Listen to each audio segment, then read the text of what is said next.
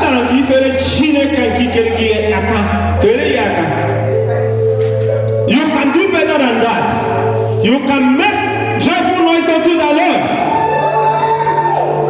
Febere Chineke nke ikere gị aka. Keyboard is giving key F. Febere Chineke gị aka.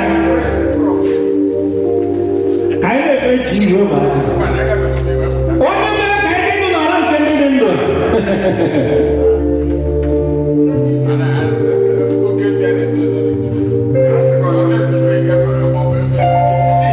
Chineke onye amamihe, onye kere eluigwe n'ụwa, anyị ekele gị na.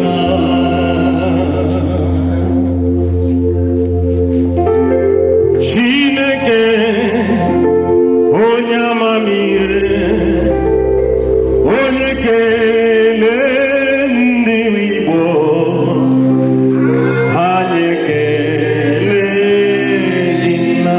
Messiah, you are a covenant keeping God, oh, destiny changer, oh, mighty mover, Messiah, you are a covenant keeping God. Jesus. Chineke onye fụrụ anyị n'anya, onye anyị na-asọpụrụ, onye anyị na-akpọrọ isi ala ụtụtụ, efifie na abalị, onye anyị na-ebunye afa ya elu, onye na-echekwaba anyị, onye na-edu anyị, alfa omega, mbido njedebe ihe niile, ike anyị ji aba mba. Chineke nke ụmụ Igbo, anyị na-ekele gị.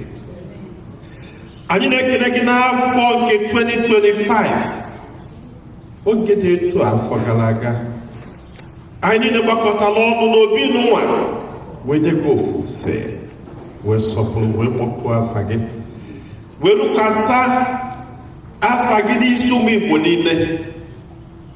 Idula anyị n'afọ nke 2025, agagidelute na Disemba, iduru ụmụ Igbo niile, anyị nwee ike naluo ụlọ ebe a mụrụ anyị, enwere akụkọ, enwere nsogbu. Ndị niile jere ụlọ Christmas nye testimony that this is the best December. Chineke ọ bụ gị mere ya. Anyị na-ekele gị. Anyị abatakwana n'afọ 2026. Etu ahụ anyị si gbaa afa gị n'afọ 2025 ka anyị si eguzobekwa gị n'obi anyị n'ụbọchị tata. Anyị ma na anyị nwere ike ime ihe ọbụla na-ewezuga gị bụ Chineke.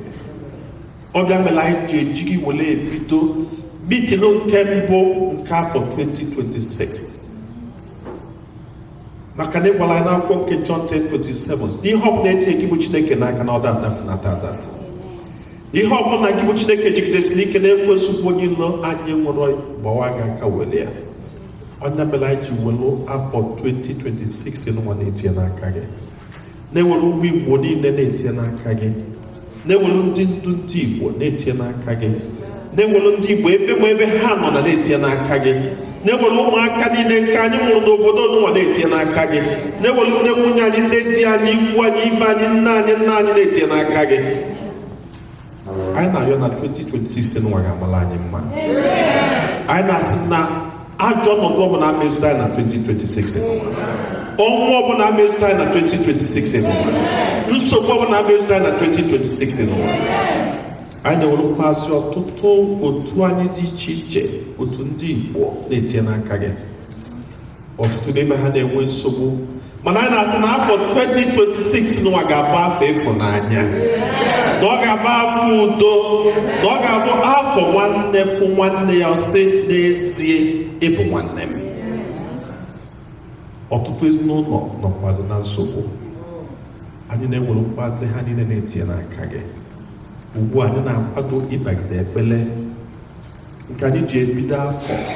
Anyị na-ayọ ka ị nọnyere anyị, ka ekpele niile nke anyị ga-ekpe, abụ niile nke anyị ga-abụ, ka o mepela anyị mbala nke n'igwe, ka ngọzi gị rụkwasị anyị niile dịka ikiri gị n'afa Jizọs Kraịst onye nwe anyị. Ndewonu. Obi dị m ụtọ ịhụ na unu pụtara nga ịkpọkọta aka rịọ Chineke ihe ọma ọwụla anyị chọrọ ka o mere anyị bido isi mbụ n'afọ a tupu eruo ọgwụcha ọnwa ụbọchị n'afọ a. Unu mana ihe awụ ihe anyị na-eme afọ ọbụla, and eji m aka na ụta anyị chiri eme ya na Chineke na ala n'olu anyị. Chineke nna n'anya na-ekwere n'anya, ekwere n'anya. Venerable, what's your name, Vanko? Thank you very much. I'm sorry. I'll take this. Ya wụ ihe anyị na-eme, wụ ihe bidoro afọ ndị gara aga, and onye malitere ya wụ nwanne anyị nwoke wụ late Dr. Marcel Aji, ma ndị mmanya ma ndị na-amaghị ya, ọ ya nwa bidoro ihe anyị na-eme afọ niile. Kemgbe anyị na-eme ya, anyị emekwere ya mgbe anyị mere ụmụaka anyị agbakọtacha. Dịka m kwuru, ọ na-ewetara anyị ihe ọma. Ebe ọ na anyị malitere ihe a, anyị malitere ya ọsịsọ. Anyị ga-agba mbọ ka anyị gbafe ya ọsọ, ka anyị nwee ike mekwa ihe niile anyị kwesịrị ime taa. Mana tupu masị ka anyị gawa n'ihu, achọrọ m ka ngwa ụlọ na o nwere ụfọdụ ụmụnne anyị ndị hapụrụ anyị n'afọ a, makwa afọ gara aga, at the end of the year. Biko ihe ọbụla anyị na-eme ka anyị tikwa mkpụrụ obi ha na ekpere ka Chineke nna nwee ike nabata ha n'udo. Ndị ike nwere ike icheta, o nwere onye nke nwụrụ na Disemba, Mike Igbo. O nwere ndị nke nwụrụ na Jenụwarị. Otu onye n'ime ha, nwatakịrị nwaanyị anyị, bụkwa onye so na ndị kwaya, nwatakịrị na-eto otuto nke ọma, na-agbazi agwa, anọ na-azụma ya azụma, mana ya hapụ anyị. Aha ya wụ Adibere Udom, ka etikwe ya n'ekpere.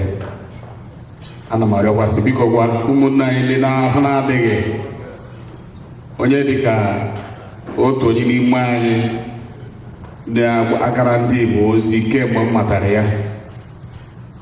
Ọ na-agara ndị Igbo ozi, na-agachi ike. Sa Obed Ojiego, o kwesịrị ịnọ nga taa, gwa ka etikwe ya n'ekpere.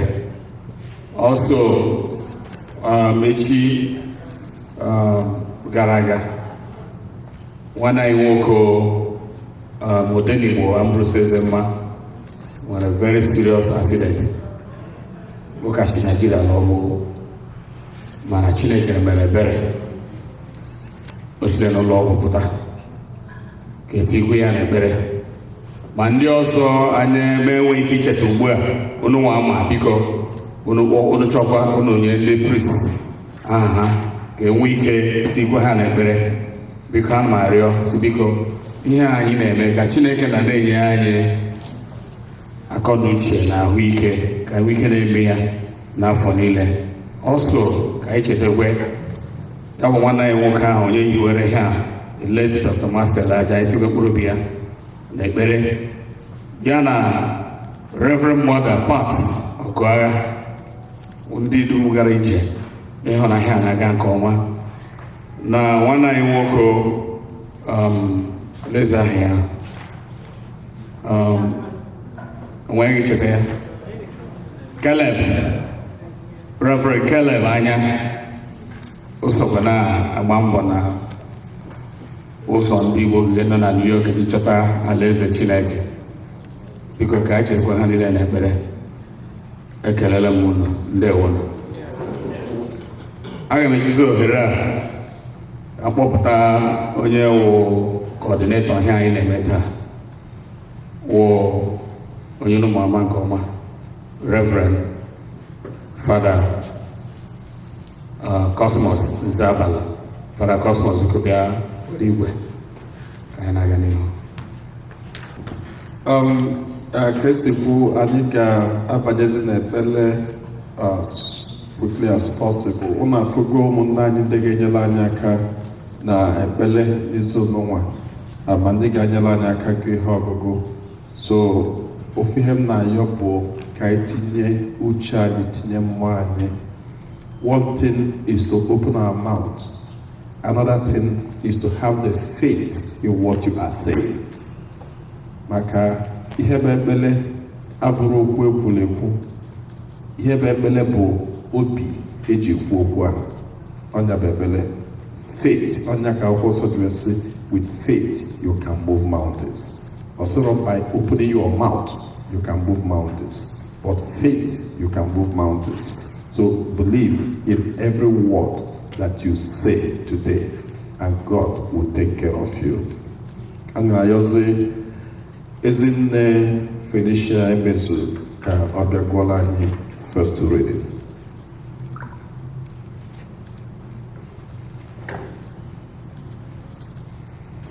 A reading from 1 Corinthians chapter 13, verse 1 to 6.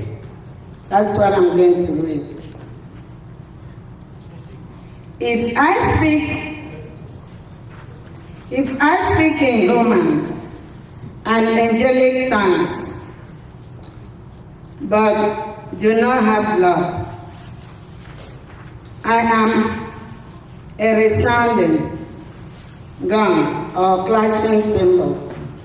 And if I have the gift of prophecy and comprehend all mysteries and all knowledge, if I have all faith so as to move mountains, but do not have love, I am nothing.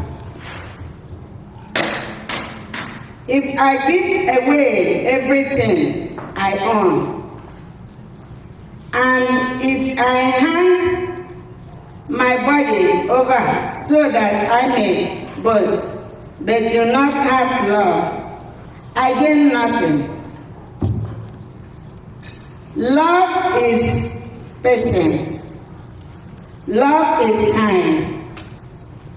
It is not jealous.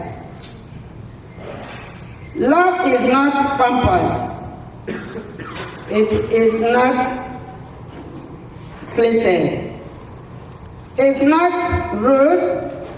It does not seek its own interest. It is not quick-tempered, nor does not brood over injury. It does not rejoice over wrongdoing, but rejoice with the truth, the word of the Lord. Thanks be to God. Go second reading immediately. Then from there, and so mana yo ezine gonyere ebo kogola ni ogunke. I can open Corinthians 13, verse 7. Ịhụnanya na-edi ihe niile, na-ekwe ihe niile, na-echekwube ihe niile, na-enwe ogologo ntachi obi n'ihe niile. Ịhụnanya enweghị njedebe, ibu amụma ga-agafe, isu n'olu ga-agafe, ga-akwụsị. Amụma ga-akwụsị. Ihe mmụta niile ga-agafekwa, n'ihi na ọmụmụ ihe anyị ezughị oke. Ịhụ ibu amụma anyị ezukwaghị oke. Ma mgbe ihe zuru oke bịara, ihe ezughị oke ga-aga. Mgbe m bụ nwata, ana m ekwu okwu dịka nwata, ana m eche echiche dịka nwata, ana m atụgharịkwa uche ka nwata. Na oge m bụrụ okenye, ahapụrụ m omume ụmụaka. Ugbu a anyị ga-ahụ na ihe niile onyinyo na onyinyo, ma mgbe ahụ anyị ga-ahụ ihe niile n'ịhụnanya n'ihu na ihu. Ugbu a ama m na mpekere, ma mgbe ahụ aga m aghọta n'uju dịka Chineke maziri ihe niile banyere m. Ihe atọ ndị a na-anọgide: okwukwe, nchekwube na ịhụnanya. Ma nke kachasị ihe ndị a niile bụ ịhụnanya. Ekele dịrị Chineke. Na anyị chọzi ka anyị banye n'ebele etu anyị nụgoro okwu Chineke, ghọta ihe bụ ịfụnanya.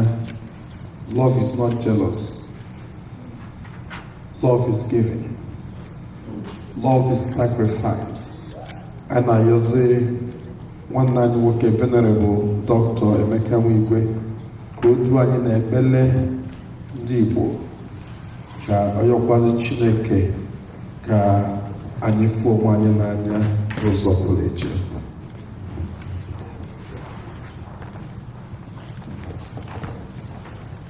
Ndị nwere ike ịkwụ ọtọ, ụlọ kwụrụ ọtọ. Onwe ndị n'ebe a na-anụ asụsụ Igbo,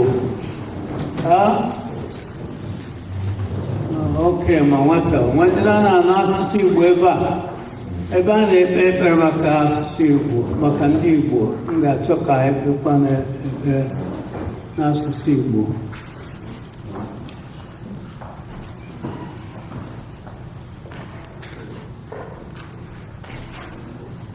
Anyị kpere Chineke.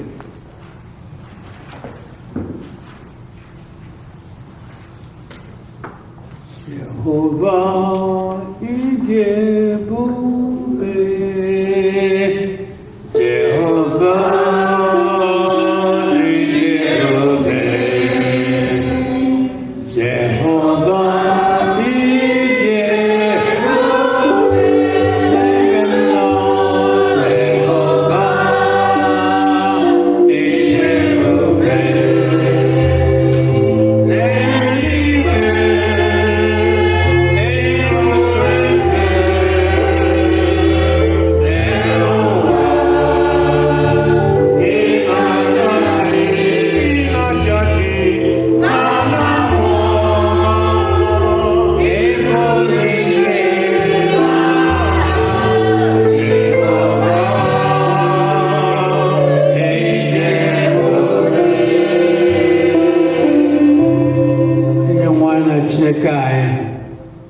Nna, ị pụrụ ime ihe niile.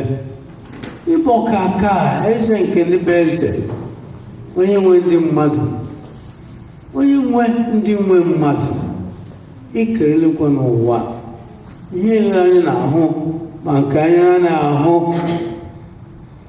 A na-atọ gị mma n'ihe i kere mgbe okpomọkụ ma mgbe oyi dịka ugbu a.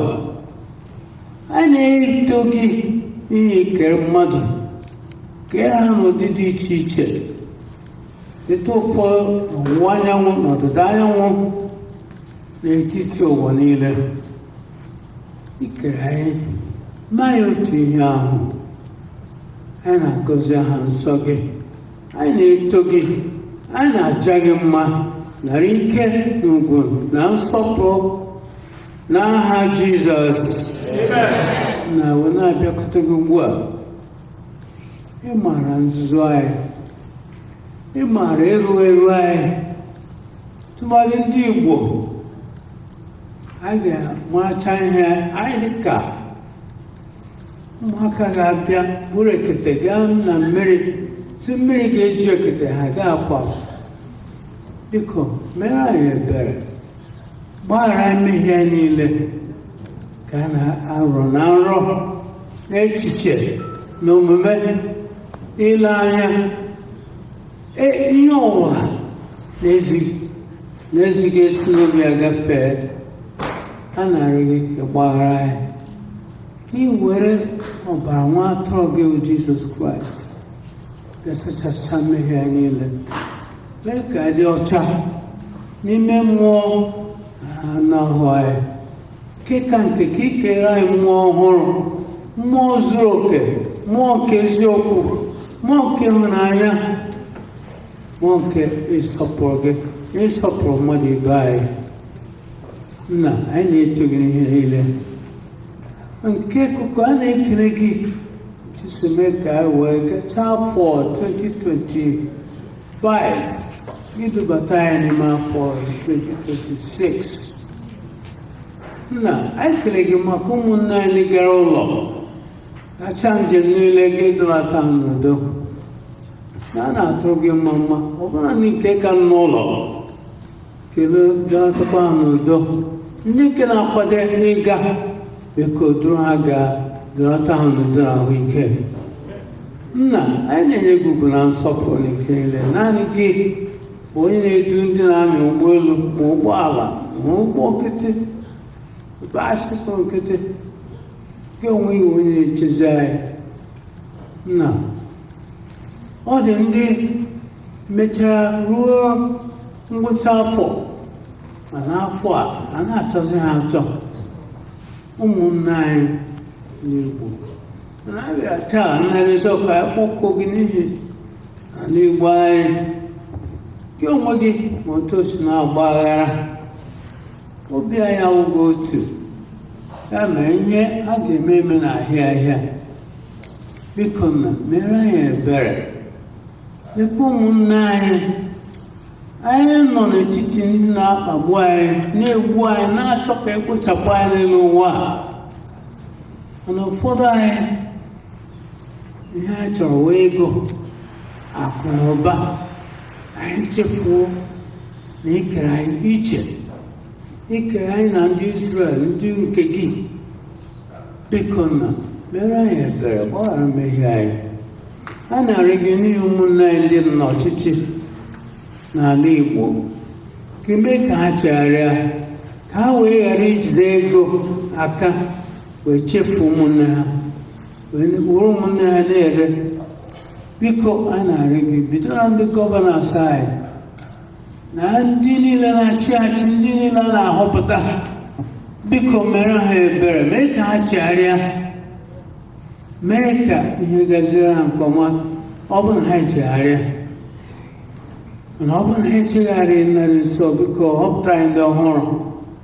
Kwee ka ndị na-aga na-atụ ndọrọ ndọrọ maka ihe ọchịchị, ka ha ghara ile ego anya, kama ka ha wee kwuo n'eziokwu, ihe wee gaziere anyị nke ọma.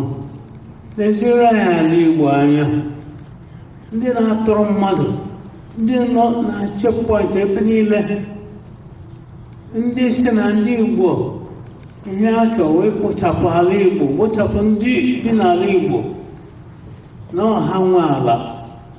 biko anyị ma na anaghị onye kere ihe niile bịa mere anyị ebere, lụọrọ anyị ọgụ, kpọpụrụ anyị nsogbu niile dị iche iche. Biko lee ụmụnne anyị dị n'ala Igbo tụmadụ, onweghị na-enyere ha aka, enye ha ego ji rụọ ụlọ ọgwụ, ha ji eme ihe ọzọ, mana ụmụnne anyị na-arịa ọrịa. Biko a na-arịa ike gwọọ ha ọrịa niile. Amen. Iji ọbara Jizọs na arụ Jizọs na ike Jizọs gwọọ ha ọrịa n'aha Jizọs. Tụmadị ọrịa nke ịkwa mmadụ ibe ha asị, nwanne na nwanne anaghị esi n'otu ụzọ agafe, onye ọrụ agba ibe ya asị. Kedu anyị na-achọ ịga eluigwe? Kedu otu anyị ga-esi wee gaa n'eluigwe ahụ ebe Chineke chọrọ ka mmadụ niile dịrị otu? Ọ bụla na ihe a gụrụ taa, a na-arịọ gị n'ụbọchị nke taa ka ị nyere ya aka.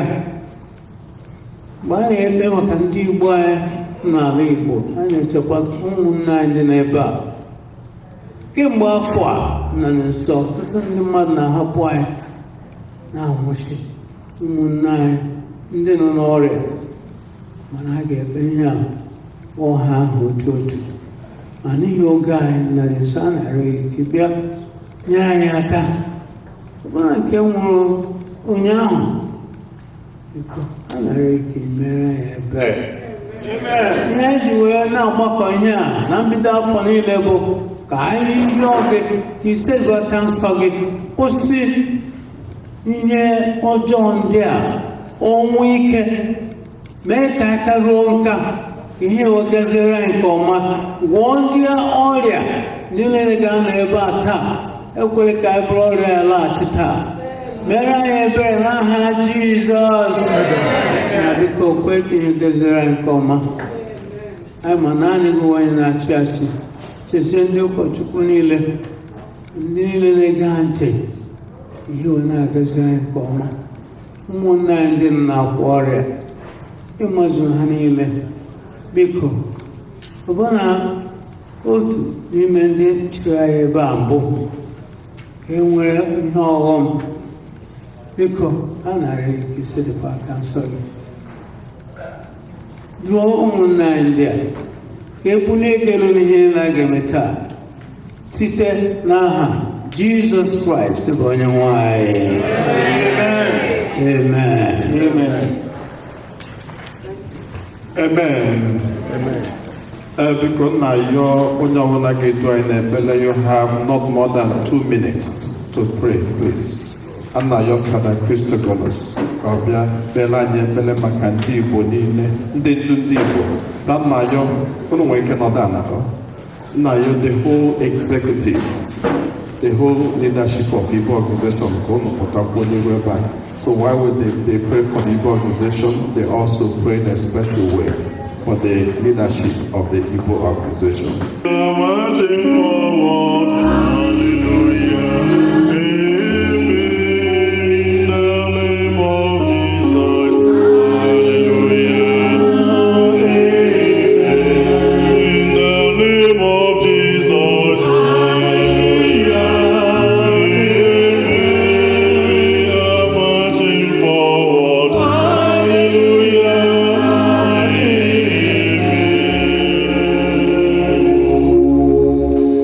Chineke nna jikere onye kere n'igwe kere n'ala, ọ bụghị nwa kere anyị bụ ndị Igbo nọ na mba dị iche iche n'ụwa. Ijiri ndị Igbo chọọ ụwa mma, ha na-arụ ọrụ ebe ha nọ, na-edozi obodo ebe ha bi, nakwa arụzi obodo ha so ebia. Ọ dịghị ezi. Chineke nna otu na-asọpụrụ gị, ya mere ebe ndị ọbụla ndị Igbo nọ, ha na-enwe otu ọgbakọ mgbe ndị na-achị ha. Biko nna sị gị, lekwe ụmụ gị ndị a n'ebe a bụ ndị na-achịkọta anyị, bụ ndị Igbo na New York, gọzie ha, chekwaa ha, chụpụrụ ha ajọ mmụọ, chụpụrụ ha ajọ mmadụ. Chukwu nna biko were ọpụrụ nwa gị bụ Jizọs Kraịst gbaa ha okirikiri, ọ pụghị nnabata ha biko kpọrọ ihe ihu kpọrọ ha azụ mgbe ọ bụla ha na-ekpe ekpere maka ọdịmma nke ndị Igbo biko gee ntị n'ekpere ha na arịrịọ ha nna asị gị ekpe ezinụlọ ha nchekwa ha ihe ọ bụla ha chọrọ n'ụwa abụghị dị mma biko nna ezo ya na famili ha n'ụwa Kraịst Onyenwe anyị Chukwu nna anyị na-asịkwa gị ụmụnna anyị ndị Igbo nọ ebe ọbụla dị iche iche n'ụwa ndị na-edu ha gọzikwe ha dịka a na-asị gọzie ndị ka na-ebe a ndị amamihe ga anyị Solomon ka onye aka ha na-eji ajiri ego ozi na-edozi ụmụ gị ụzọ ndụ ụzọ ọma ụzọ udo ụzọ ọganihu biko nna nyere anyị aka n'ụwa ka anyị na-enye ya obodo ọbụla ndị Igbo nọ biko mee ka ndị be ahụ napụta ha ka ha nwa ka dị nka ụmụnne ha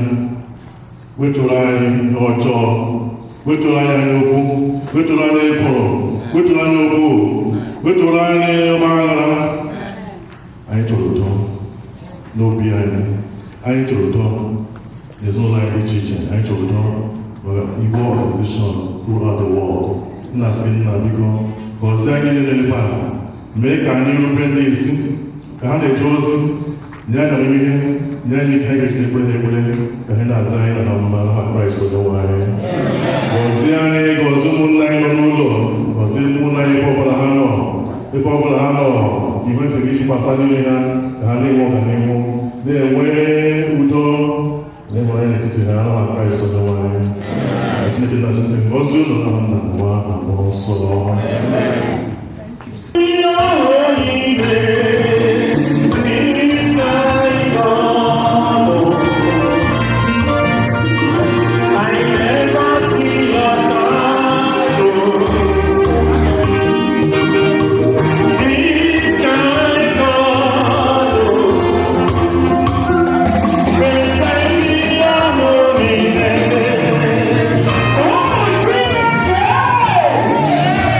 What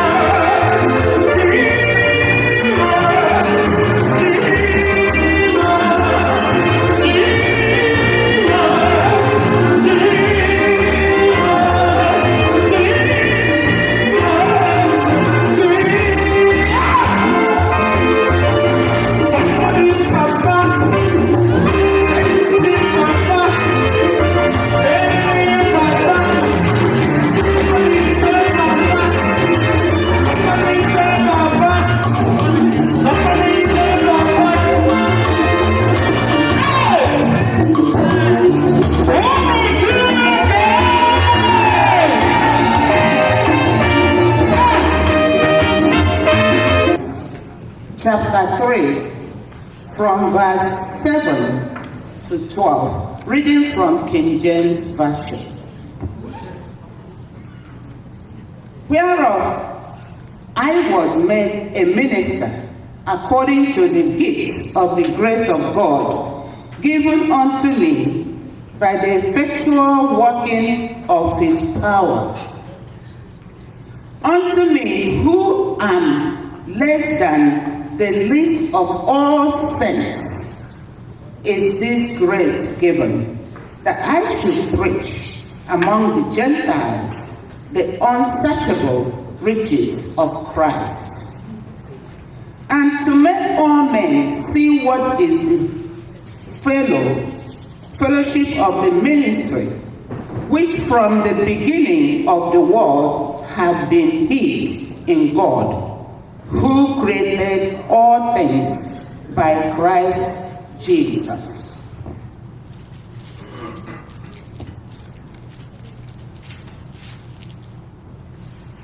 To the intent that now unto the principalities and powers in heaven places might be known by the church, the manifold wisdom of God, according to the eternal purpose which he proposed in Christ Jesus our Lord, in whom we have boldness and access with the confidence by the faith of him. Praise the Lord. Hallelujah. Chapter 103, verses 1 to 5, and then verse 12. Bless the Lord, O my soul, and all that is within me, bless his holy name. Bless the Lord, O my soul, and forget not all his benefits, who forgiveth all thy iniquities, who healeth all thy diseases, who redeemeth thy life from destruction, who crowneth thee with loving kindness and tender mercies, who satisfied thy mouth with good things, so that thy youth is renewed like the eagles.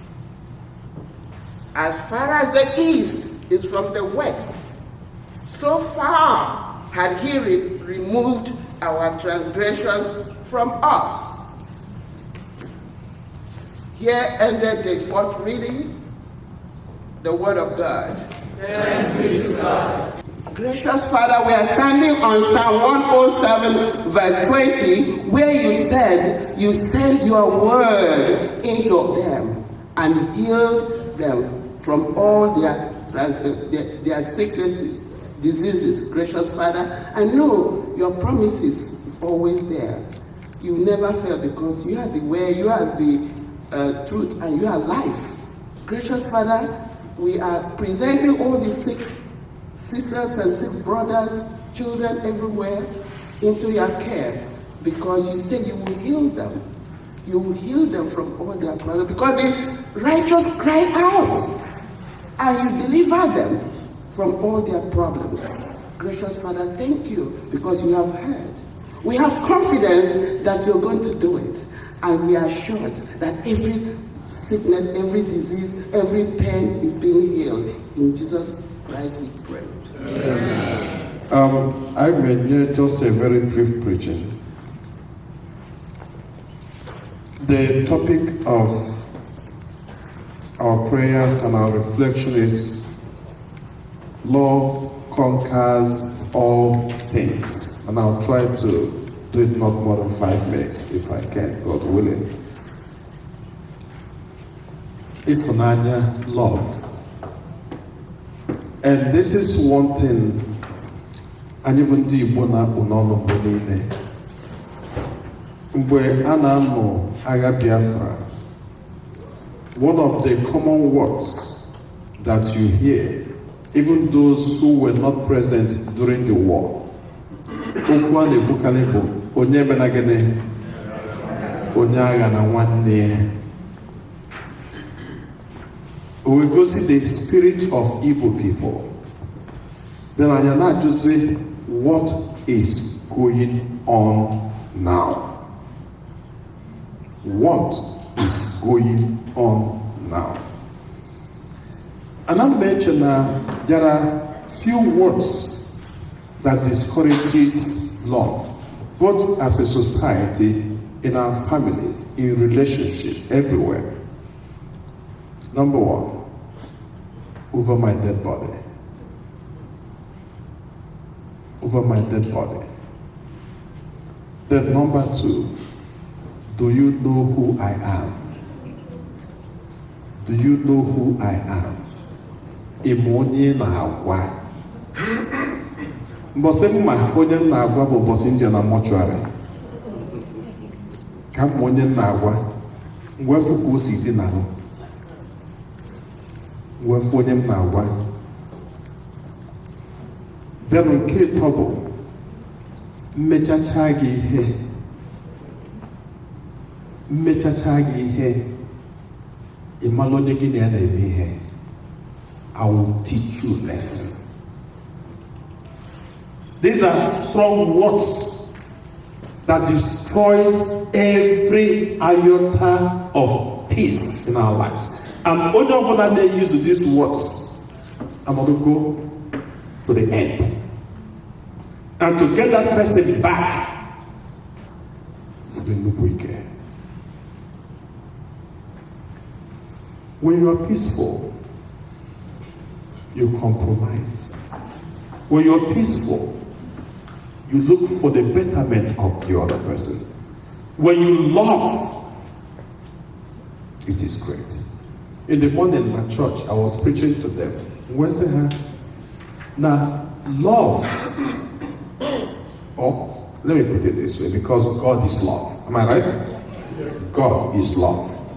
Love does not stay in the head. You can never find love here. Only love is not moving anywhere.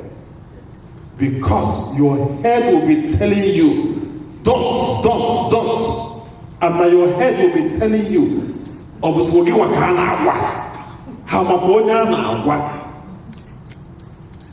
your head.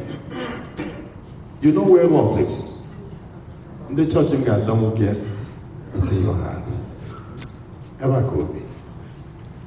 And never will compromise in it. Ever like the man has said, never as again, now making it. And I work in that delusion. Ever not say, now making it. Delusion, it's a canoe. But when we're walking, I will make a say, Butu. Can never say Butu. Because that's where there is peace. Ever call. Manana rap eba ono bujieba. Anono reba adejeje. Adamana. I gave a story in a church this morning, which I think is also good for this section, that talks about how people can move beyond themselves in love. And one woman, Anna St. Teresa of Calcutta. I know so many of us may have heard about her. She's dead now. But she was a nun, St. Teresa of Calcutta. This woman, we eat a garbage, now, if for that level of love,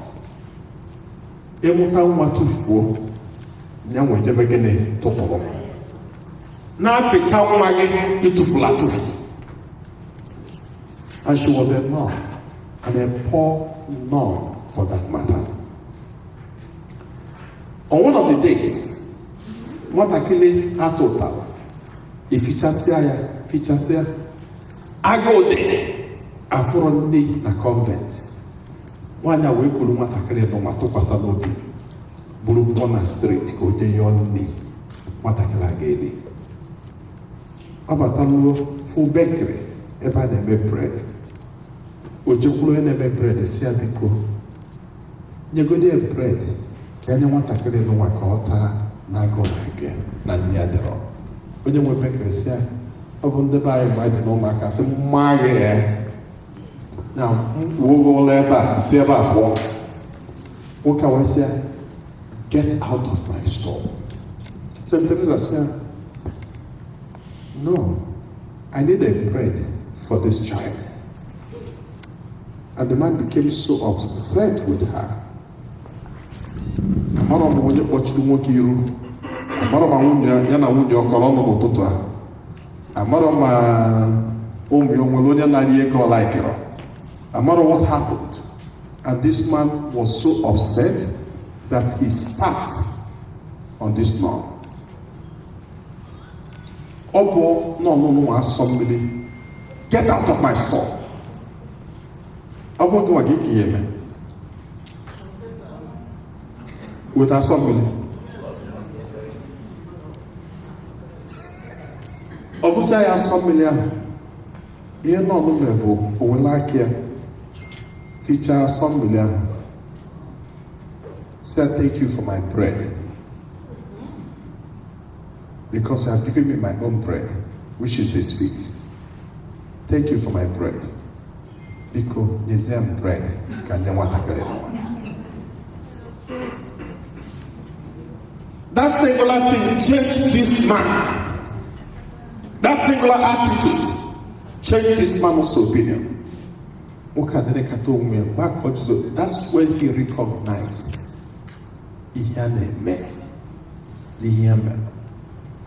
Can we be able to change people's opinion when they're hyper? Kohana hype. I didn't want that hype.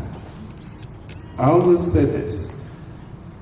Ihe na-eme ọgbaghara na-adị ebe niile bụ ọsọ egere na marriage ụbọchị nyere analysis ahụ.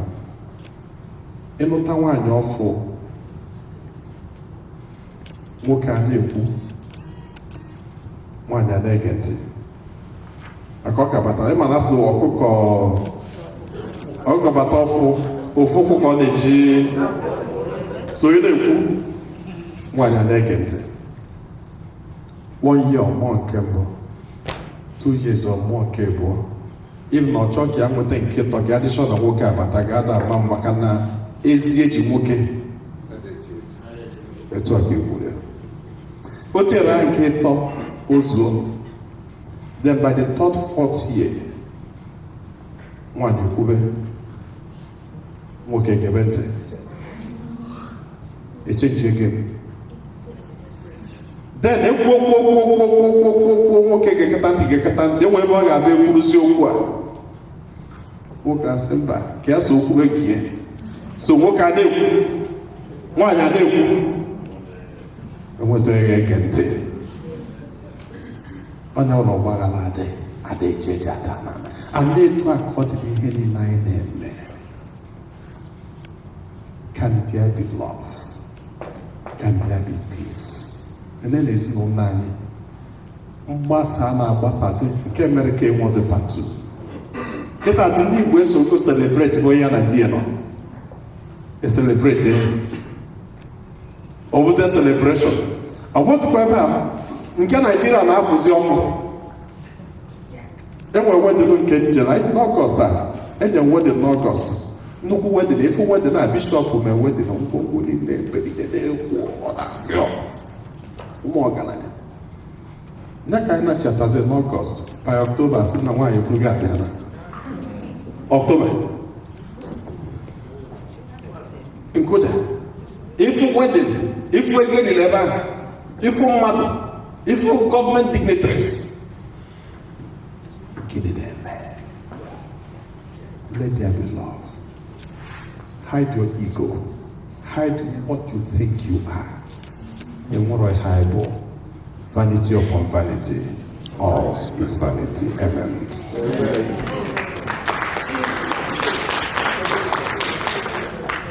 Ndị kaburu obi nke ọbụla bee ha niile biko ezinụlọ niile. Prayer for couples and families. Ka anyị kwụrụ ọtọ.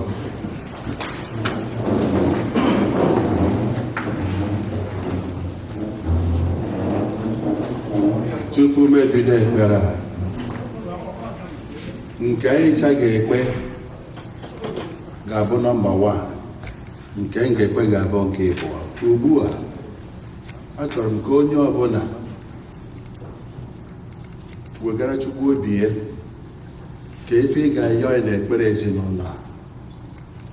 Ezinụlọ ọbụla nọ ebe a, ndị na-alụ di na nwunye, were na obi unu yọọ Chukwu ife dị unu mkpa ụbọchị tata. A na-ekpe ekpere maka ndị na-alụ di na nwunye na ezinụlọ dị iche iche. Karịnata isi wee gwa Chukwu okwu, wee yọọ ya, wee kenekwazi ya.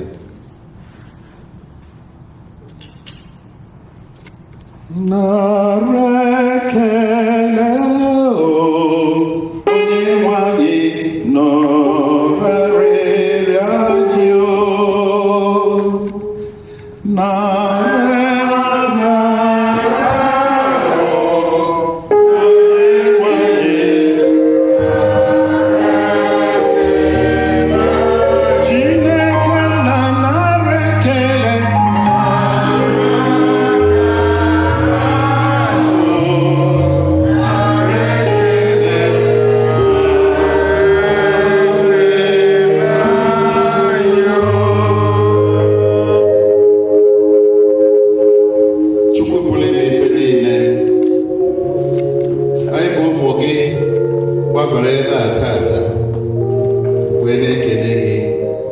ezinụlọ ọbụla ndị nne na nna ekwekọ ekpere n'obi wee yọọ gị ihe dị ha mkpa. N'akwụkwọ Jenesis 2:18 a sị na ọ dịghị mma ka nwoke nọrọ naanị ya, ya ka ọ ga-eji wee hapụ nne na nna ya jekwuru ofu nwanyị, ha abụọ alụọ di na nwunye wee bụrụ otu. Ihe Chukwu jikọrọ ọnụ mmadụ abụọ ekewa n'aha Jizọs. Nna Chike niile, mgbe ọbụla nwoke bichara naanị ya wee chọọ ịlụ nwanyị, anyị na-ayọ ka inye ya mmụọ ndidi, maka na ndụ single life na ndụ married life abụrụ ofu. Chukwu mee ka ndị ọbụla na-aba na alụmdi na nwunye ghọta na ife eji ebi ogologo ndụ fụ onwe ha n'anya bụ ndidi na ịfụnanya n'aha Jizọs. Nna Chike niile, gọzie ezinụlọ ọbụla, ọkachasị ndị nwere nsogbu, zite mmụọ gị ka ha were nabata mmụọ gị wee kpee udo, wee na-afụ onwe ha n'anya, na-ediri ibe ha ihe, na-aghọta ihe na-aganụ. Chukwu biko gboro ha mkpa ha ka nka okike mkpụrụ obi weta udo n'ezinụlọ n'aha Jizọs. Anyị na-enye n'ụzọ pụrụ iche na-ekele gị maka anyị nwabụ ndị nọ ebe a si n'ọtụtụ ezinụlọ. Chukwu, ọ bụrụ na ike aka anyị ka anyị jụọ nọrọ obodo a, ọ bụ site n'enyemaka gị. Ụfọdụ n'ime anyị bụ ide, ụfọdụ n'ime anyị bụsi ndị a na-ayọ oge niile maka enyemaka. Anyị adị ezu ike ebe a. Chukwu biko ka onye ọbụla nọ ebe a na-enye gị ekele maka na ị nyere oghere ọnọdụ ebe a. Ụfọdụ n'ime anyị abụrụgo ụtara onye burube. Chukwu biko ekwere ka ike gwụ onye ọbụla na ihe ha na-enye ndị mmadụ. Ọ bụrụ na anyị cheta na oge ị na-enye anyị onwe gị, ịnọ n'elu obe, ị bịara akwa wee jụọ na gịnị ka iji gbahapụ m, ọ dị izi, ọ fụrụ m ụfụ nke iji wee bụrụ mmadụ. Chukwu nwee mere mmadụ. Anyị ncha nọ ebe a bụ ide n'ezinụlọ, ka ike ghara ịgwụ anyị n'inyere ndị mmadụ aka n'aha Jizọs. Gọzie anyị ka anyị na-afụ onwe anyị n'anya, mee ka udo dị n'ezinụlọ ọbụla. Ọ ga-abụ n'oge ikpeazụ anyị ncha mechaa, anyị ezukọ n'ala eze gị site na Kristi dị nwere anyị. Onye nwe nọnyere unu, ka Chukwu Chike na-egozi unu, Nna na Nwa na Mmụọ Nsọ. Udo dịrị unu.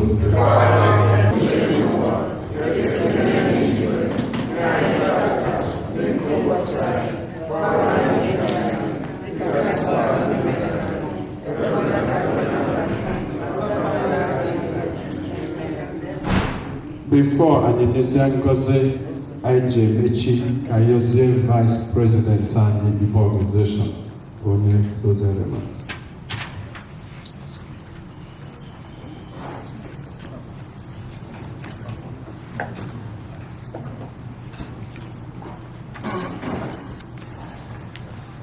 Ndị be anyị nọọnụ Happy New Year. Mụ na amụgo na ndị du anyị tata na ekpere ha gwago anyị ife niile anyị ekwu anyị ha anyị chọrọ ime bụ na anyị ga-ebidokwa nkịta chebe maka ihe a gwara anyị malụ ka anyị ga-esi wee dobe isi wee fọlọ ihe niile a gwara anyị tata ga-edu anyị for the rest of the year. Ihe niile ka anyị na-arịọ Chukwu n'aha Jizọs Kraịst onye nwe anyị. A na-ekele ndị niile lere anyị ekpere tata ka arụkwa anyị for taking your time and coming here to pray for us and to read the Holy Bible for us. If I might just say, chairman of the board, vice chairman of the board, Obiana Court of Plans.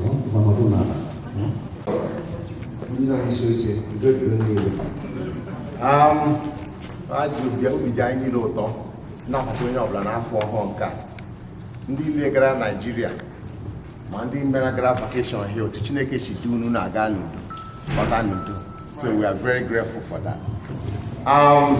Mụ na nna ihe eji bere anyị ebere taa wee hụnanya ka anyị were obi ọma nọ n'afọ a, afọ niile anyị gaji ịhụ n'afọ a ka ọ bụrụ ihe ọma ga-ebịa, onye ọbụla were obi ọma budata obi ya ka anyị nwee ike mee ihe dị ukwuu, nye anyị amamihe ka anyị rụọrọ Chineke ọrụ dị ebube.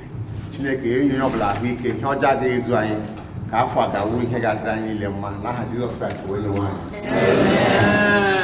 With us and inviting us to do this. Onye budoro Chukwu ụzọ ihe aga dị ọfụma. Thank you. And VP, thank you. Venerable Migwe, thank you so much for the prayers. Ezinne Emesu, thank you. And Dr. Chima Mwamba, thank you very much. Ezinne Ebo, thank you.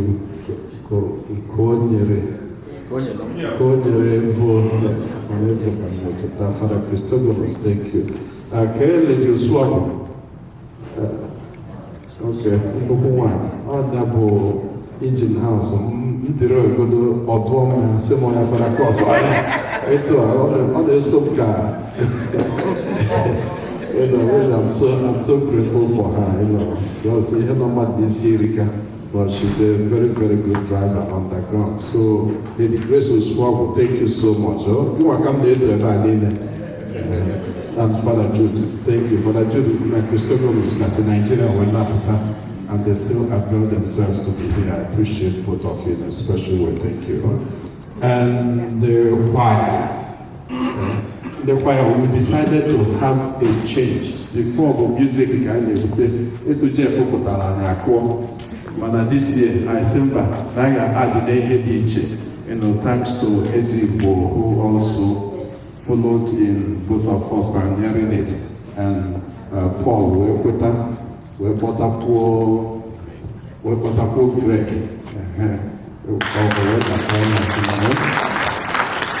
Then Amaka na first lady, John the co-voice, so when I walk off, man, thank you. And Obina.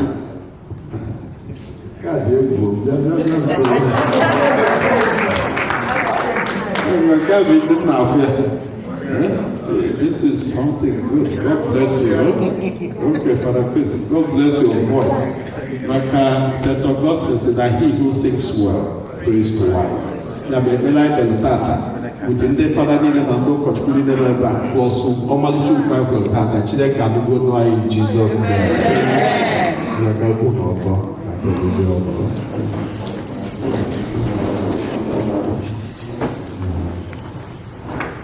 May the grace of our Lord Jesus Christ and the love of God and the fellowship of the Holy Spirit be with all of us. Amen. The Lord be with you. Almighty God bless us, Father, Son, and the Holy Spirit. Amen. Peace be with you. Thank you, everybody. Thank you. Today, while we are in the meeting, so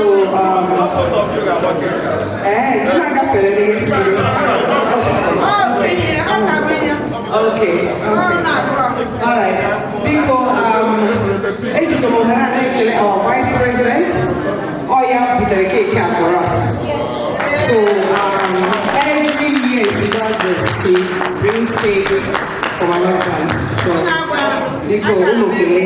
thank you so much. So thank you. This is my boss. That's right. Ya bụ na ndị Igbo si na onye ji eluchara Igbo ọ ga-eme gịnị?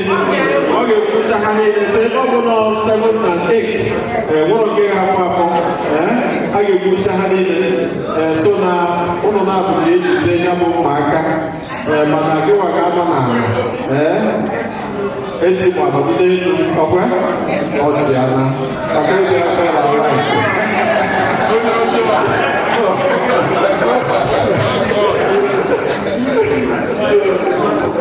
so I get you one cake in my bowl. I get you one cake in my bowl. L-O-V-E. Like it, you know. L-O.